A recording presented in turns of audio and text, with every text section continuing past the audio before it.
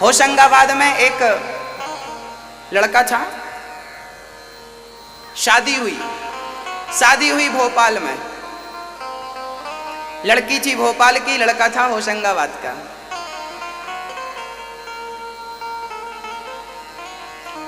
शादी मंडप के नीचे बढ़िया व्यवस्थाएं चल रही थी। दुल्हन बैठी थी, दूल्हा बैठा था, पंडित जी मंत्र पढ़ रहे थे।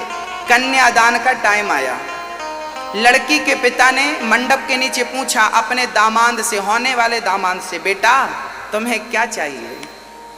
तो लड़के ने अपना प्रस्ताव रखा कि ससुर जी हमें एक गाड़ी चाहिए, 4 व्हीलर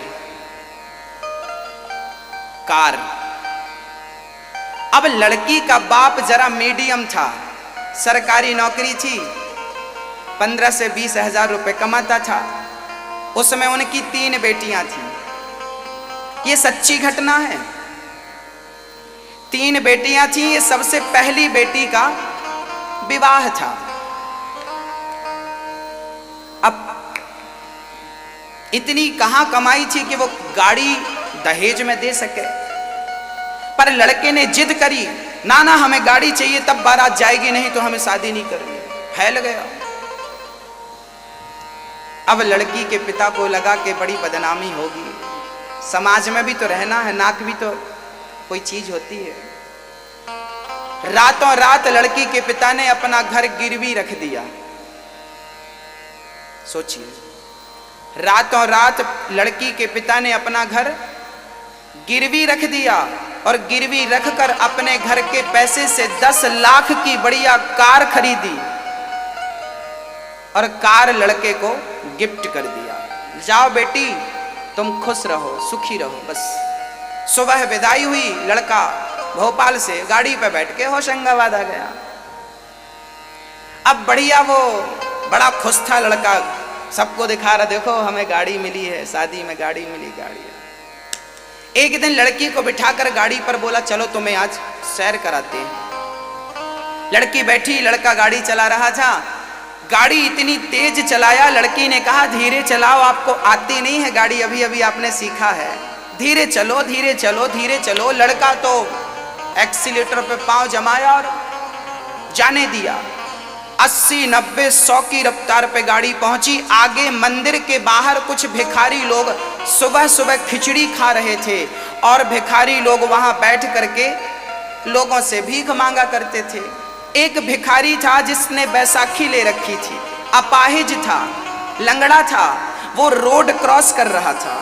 खिचड़ी बट रही थी तो उस तरफ से वो इस तरफ खिचड़ी लेने आ रहा था। अब रोड क्रॉस अचानक भिखारी ने की। साहब की गाड़ी 90 की रफ्तार पे थी, इन्होंने ब्रेक दबाया, चढ़ गए ब्रेक के ऊपर। घिसटती घिसटती गाड़ी बिल्कुल बैलेंस बिगड़ गया और गाड़ी घिसटती गई और जाकर भिखारी के बिल्कुल पास खड़ी हो गई।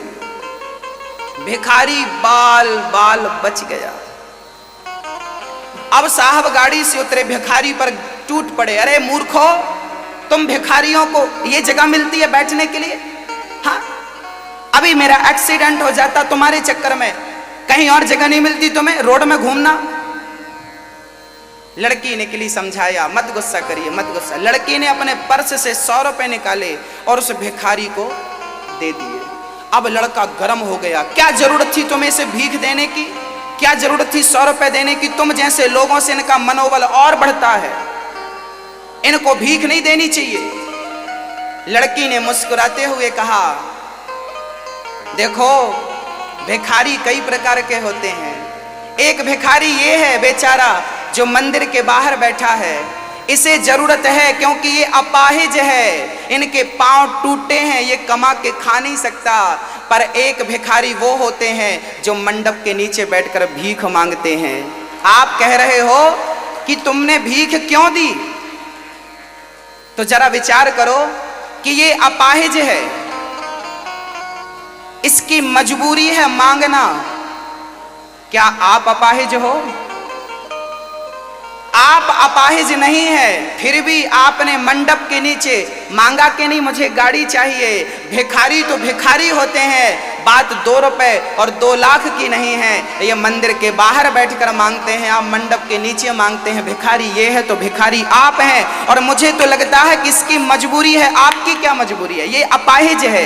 आप तो अपाहिज नहीं है, आप तो कमा के खा सकते हैं, पर आपको भी भीख मांगना था। लड़के का सिर नीचे हो गया। मेरी माँ, आप भी कहीं अपने बच्चों को भिखारी तो नहीं बना रही हैं? मैं आपसे ये पूछना चाह रहा हूं। यहां जितने मेरे दादाजी बैठे हैं, भैया जी, आपने कहीं भिखारियों को पैदा तो नहीं किया जो किसी के सामने मुंह फाड़ रहे हो, हमें गाड़ी चाहिए, ये चाहिए। हाँ, नर्मदा जी पास में है, मर जाना अच्छा है, पर किसी से मांगना अच्छा नहीं। मांगे से मरना भला, मत मांगो कोई भीख, और बिन मांगे मौती मिले, यह सतगुरु की सीख। अपने बच्चों को इतना लायक बनाना, इतना योग्य बनाना कि उन्हें किसी के सामने झोली फैलाने की जरूरत ना पड़े, यही आपके पिता होने का परम कर्तव्य है, परम धर्म है। अपने बच्चों को बाप बनने, मतलब बच्चों को पैदा करने से कोई बाप नहीं बन जाता। पिता का परम धर्म होता है कि बच्चों को इतना लायक बनाए कि उन्हें जमाने में कभी किसी के सामने झोली फैलाने की जरूरत। इतना योग्य यदि आपने बच्चों को बनाया है, तब आपका पिता होना सफल है। अब मैं आपसे पूछना चाहता हूं, क्या आपने अपने बच्चों को इतना योग्य बनाया है? क्या आप दहेज नहीं मांगते? आज जितना पैसे वाला होता उतना ज्यादा दहेज मांगता, उसे लज्जा नहीं आती? आपकी डिमांड ने हमारी समाज को खोखला कर दिया भक्तों। भारत मां की छाती पर गड्ढा कर दिया, घाव कर दिया। क्यों दहेज मांगते हो? क्या ये दहेज प्रथा बंद नहीं होनी चाहिए? हाँ या ना? बोलो मेरी माँ, क्या दहेज प्रथा बंद नहीं होनी चाहिए? कौन कौन चाहता है कि बंद होनी चाहिए? हाथ उठाओ, जो चाहता है हाथ उठाए। अब मैं आपसे प्रार्थना करता हूं कि इसकी शुरुआत आप करिए। जमाने से उम्मीद मत रखिए। आप आज से संकल्प लीजिए कि हम दहेज नहीं लेंगे।